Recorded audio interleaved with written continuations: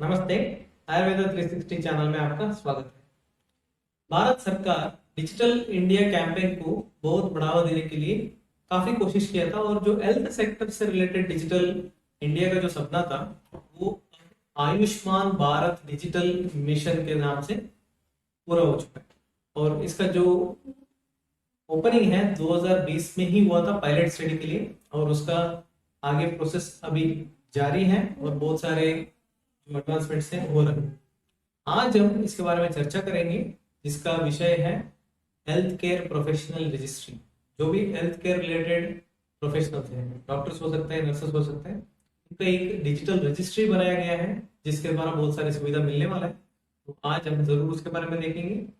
इसमें कोई medical science का रेस्ट्रिक्शन नहीं है, चाहे आप बीएमएस हो, एमबीबीएस हो, बीडीएस हो, तो हर तरह के health care professional, even nurse हो, यहाँ ये वीडियो देख सकते हैं और जरूर आप इसके बारे में जान सकते हैं। जरूर इस वीडियो को आप अंत तक देखिए।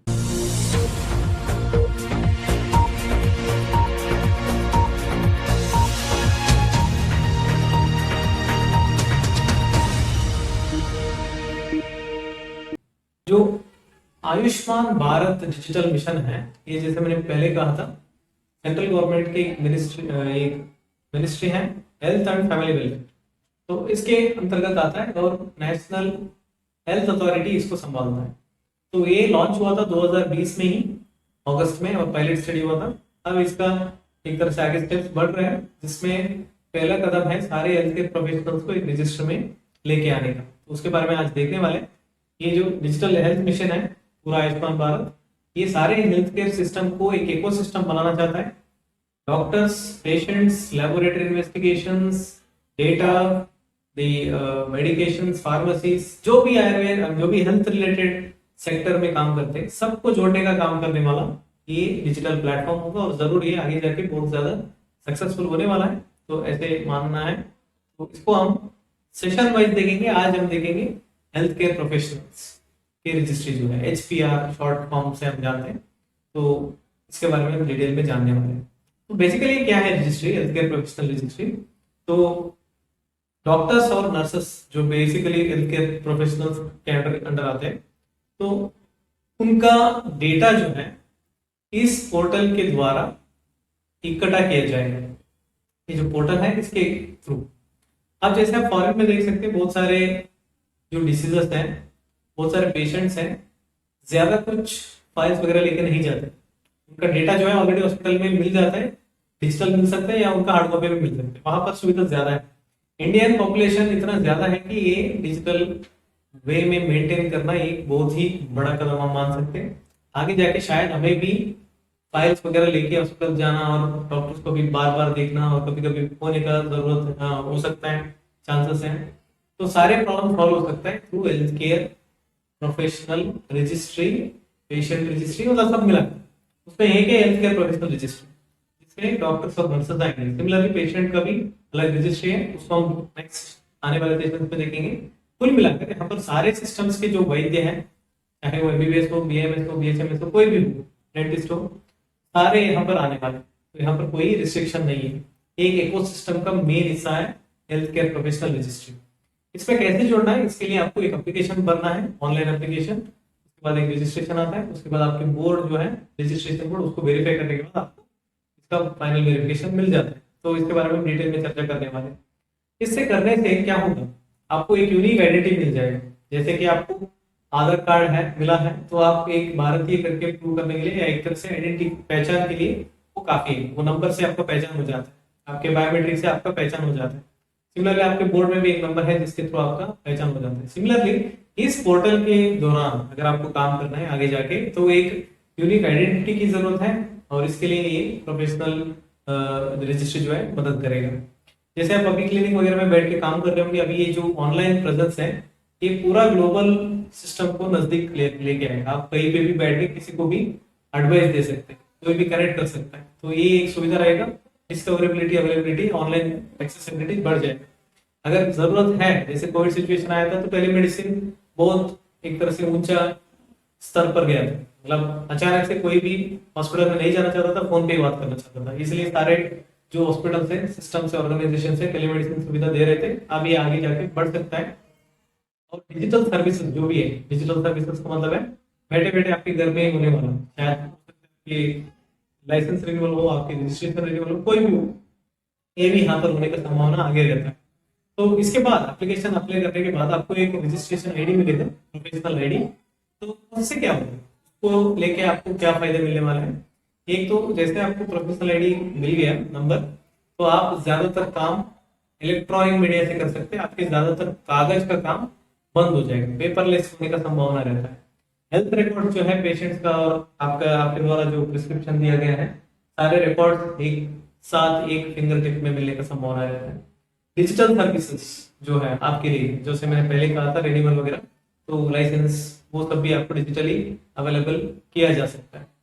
नेक्स्ट है डिजिटल ऑनबोर्डिंग, जैसे आप प्राइवेट प्रैक्टिस करें लेकिन ग्लोबली आप कनेक्ट हो सकते हैं through this kind of platform. तो ये सारे सुविधा आपको मिलने वाले हैं एक आईडी से, बस एक आईडी से। और ऑनलाइन क्लासेस तो मिल ही जाएगा, डिस्कवरेबिलिटी में हमने बात की। अब इसको सक्सेस करने के लिए, सक्सेस होने के लिए चार हिस्सों का मतलब चार पार्ट जो है यहाँ पर इसे लेना जरूरी है। एक है हेल्थ केयर प्रोफेशनल, एक है पेशेंट जिसका हेल्थ आईडी होगा, एक है हेल्थ केयर फैसिलिटी जो हॉस्पिटल है क्लिनिक है उसका रजिस्ट्रेशन होना जरूरी है, साथ ही साथ रिकॉर्ड्स, मेडिकल हेल्थ रिकॉर्ड्स। अगर ये चार जुड़ गए तो जरूर आप मान सकते हैं कि आगे आने वाले दिनों में ये जो पोर्टल या ये जो डिजिटल मिशन का जो सपना है बहुत जल्दी ही एक तरह से पूर्ण होने वाला है और बहुत सारी सुविधा मिलने वाले हैं। सिर्फ डॉक्टर्स के लिए नहीं, ये पूरा इंडियन मेडिकल सिस्टम के इकोसिस्टम को जबरदस्त तरह से आगे ले जाने का एक प्लेटफॉर्म है। तो अभी हम आते हैं बहुत सारे क्वेश्चंस जो आपके मन में आए होंगे, क्योंकि आपने शायद इसके बारे में ज्यादा नहीं सुने होंगे, इतना ज्यादा एडवर्टाइजमेंट अभी हुआ नहीं है, शायद पहले स्टडी के बाद अभी धीरे धीरे इसका एजुकेशन जो है बढ़ जाएगा। अब कौन कौन इसमें पार्ट ले सकता है, इसमें एक है डॉक्टर्स, अभी डॉक्टर्स के लिए ऑलरेडी ओपन है, डॉक्टर्स कोई भी साइंस के हो सकते हैं तो वो अप्लाई कर सकते हैं। दूसरा है जो नर्सेस है, ये डायरेक्टली भी इन्वॉल्व हो सकते हैं हेल्थ केयर में या डायरेक्टली भी हो सकते हैं। वेरिफिकेशन होना जरूरी है, कोई बोर्ड से, जैसे मान लीजिए आपके पास डिग्री है लेकिन आपने कहीं रजिस्ट्रेशन ही नहीं किया फिर पॉसिबल नहीं है, आपको कहीं ना कहीं एक बोर्ड में रजिस्ट्रेशन कराना जरूरी है। वही मेन है रजिस्ट्रेशन, ये वाला जो है उसके साथ साथ चलेगा, जब तक आपका रजिस्ट्रेशन है वहां पर बोर्ड में यहाँ भी उसका वेरिफिकेशन हो जाएगा तो आपको रजिस्ट्रेशन हेल्थ रजिस्ट्री में आपका नाम जुड़ जाएगा। कैसे इसमें एनरोल होना है उसके लिए हमने अलग से डिटेल वीडियो बनाया है जिसमें हम डेमो के साथ आपको दिखा रहे हैं। तो ये भी ऑनलाइन मोड से होगा, जरूर आप ये डिस्क्रिप्शन में लिंक है वहां पर देखिए, आपको डिटेल वीडियो मिल जाएगा। उसी तरह से आप क्या क्या डॉक्यूमेंट्स है सब तैयार रखें, अपना हेल्थ केयर जो रजिस्ट्री है अपने लेवल पे 10 मिनट में खत्म कर सकते हैं, ज्यादा टाइम नहीं लगेगा। बाद में वेरिफिकेशन में अपना टाइम गवर्नमेंट लेगा लेकिन अपना काम 10 मिनट में हो जाएगा। नेक्स्ट, इससे रजिस्ट्रेशन करने से क्या फायदा होगा इसके बारे में हम अभी अभी डिटेल में चर्चा की है। तो कुल मिलाकर बात यह है कि आप बहुत बहुत ही कम जगह में बैठकर पूरे दुनिया को कनेक्ट कर सकते। तो ये एक बहुत ही ऑनलाइन इलेक्ट्रॉनिक मीडिया का एक रोल है और आपका जो एक्सपर्टीज है वो आगे जाएगा, मतलब जहां पर फिजिकली पॉसिबल नहीं था वहां पर भी पहुंचकर ये हेल्थ केयर सिस्टम में सुविधा लेके आ सकते हैं। तो ये मेजर है और पेपरलेस होना कितना एक तरह से फायदा है आपको भी बताया, कितना पेपर हम रोज वेस्ट करते हैं। अगर वही इलेक्ट्रॉनिक मीडिया में कन्वर्ट हो गया और पेशेंट को बार बार फोटोकॉपी इस तरह की चीजें नहीं करना पड़ा और बहुत सारा रूम की जरूरत है नहीं है ये सारे रिकॉर्ड रखने के लिए, कितना सुविधा होगा। ये तो मेंटेन करने के लिए सबसे बेस्ट तरीका है। आजकल ऑलरेडी सॉफ्टवेयर आने लग गए हैं, शायद उसी की तरह से ये बाद में हेल्थ केयर रजिस्ट्री बनेगा, लेकिन ये बड़े स्केल पे बनेगा, ऐसे नहीं कि बहुत छोटे स्केल पे बनेगा। ये पूरा इंडिया का है तो फिर ये बड़ा स्केल पर और बड़ा सर्वर पर बनेगा। और ये कंपलसरी है नहीं है, क्या सबको करना चाहिए? अभी के लिए फिलहाल ये कंपलसरी नहीं है, वॉलेंट्री है, क्योंकि पहले स्टडी हुआ है और अभी भी इसका एक आगे स्टेप्स आ रहे हैं। तो ये वॉलेंट्री है, धीरे धीरे इसको अथॉरिटीज कुछ भी कर सकते हैं आगे जाकर, लेकिन इसमें वॉलेंट्री इनवॉलेंट्री कोई बात नहीं है, सभी लोग जो है इसमें जुड़ना चाहिए। तो अगर आप मुझे पूछेंगे तो इसमें जुड़ना चाहिए, क्योंकि जब हेल्थ केयर सिस्टम इस तरह से डिजिटलाइजेशन की ओर जा रहा है और उससे बहुत सारी सुविधा मिलने वाले हैं तो जरूर आपको जुड़ना चाहिए। अगर बाद में आपको दिक्कत हो जाए तो आप उसको छोड़ भी सकते हैं, ऐसे नहीं कि इधर जबरदस्ती रहना है। कम से कम आप एक बार रजिस्टर करके देखिए और आगे प्रोसेस देखिए, आगे गवर्नमेंट का जो पॉलिसीज है उसको देखिए। अगर आपको पसंद आए तो आप रुक सकते हैं, नहीं तो आप छोड़ सकते हैं, लेकिन कम से कम पहले इसमें एंटर होना जरूरी है, तभी ये जो मिशन है उसका सक्सेसफुल होना संभावना रहेगी।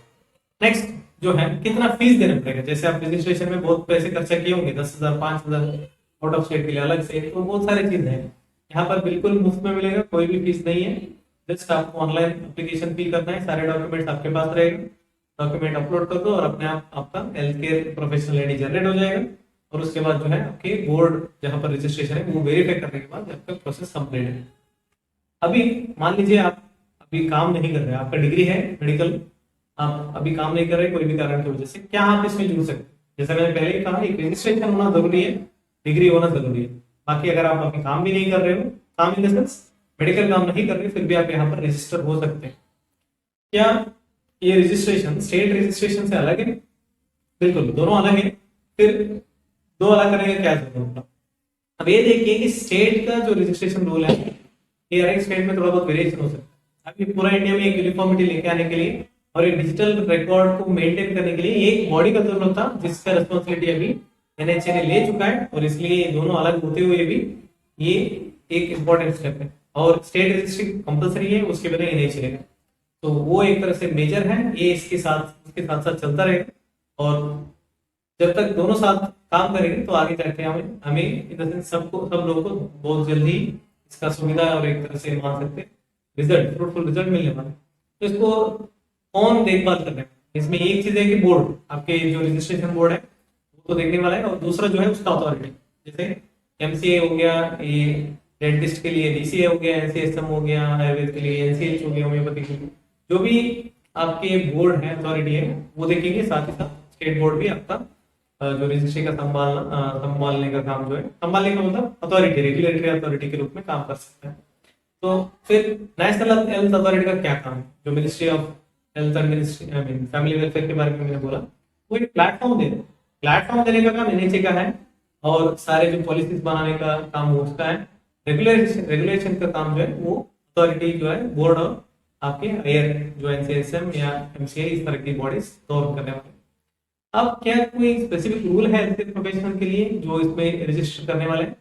आप तो वैसे जान रहे हैं ये मेडिकल एथिक्स और एटिक्वेट्स के बारे में और सारे जो फेयर प्रैक्टिसेस के बारे में, ये वही रूल यहाँ पर भी अप्लाई होगा, कुछ खास नहीं है। तो अगर कोई स्पेसिफिक रिस्ट्रिक्शन वगैरह है तो बाद में पता चल जाएगा, लेकिन अभी के लिए आप मान सकते हैं जो भी रूल आपके प्रैक्टिस के लिए वही रूल यहाँ पर भी रहेगा।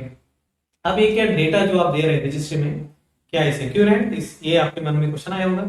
तो आजकल के जमाने में सारी चीज डिजिटल हो रहा है, तो कहीं ना कहीं हमारा डेटा डिजिटल रूप में इधर उधर जा रहा है, और इसमें आपका डेटा जाने से ज्यादा कुछ प्रॉब्लम तो है नहीं। फिर भी यहाँ पर गवर्नमेंट ने एश्योरेंस दे दिया है कि ये सारे डेटा बहुत ही एक तरह से सिक्योर है, और वैसे आपको इसके बारे में टेंशन नहीं लेना है।